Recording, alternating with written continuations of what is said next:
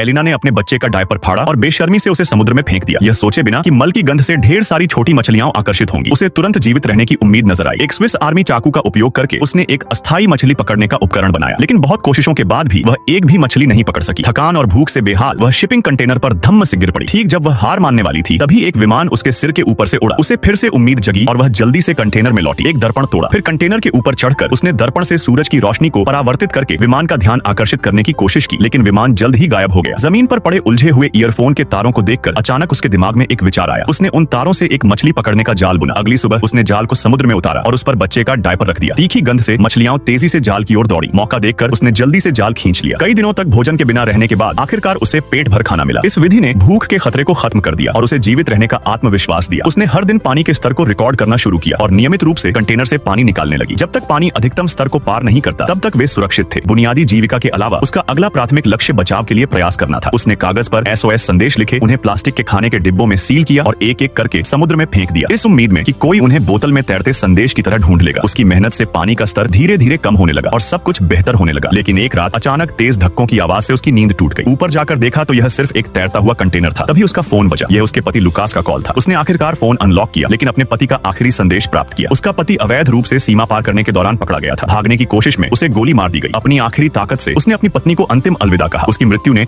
उसे मानसिक रूप से पूरी तरह तोड़ दिया, लेकिन अपने नवजात शिशु के लिए वह जिंदगी से लड़ती रही। 26वें दिन पानी अधिकतम स्तर पर पहुंच गया, जिससे उनकी सोने की जगह डूब गई। पानी का दबाव इतना बढ़ गया कि पानी निकालना संभव नहीं रहा और उनके पास कंटेनर के ऊपर रहने के अलावा कोई चारा नहीं था। लेकिन यह लंबे समय का समाधान नहीं था, क्योंकि कंटेनर आखिरकार डूब जाएगा।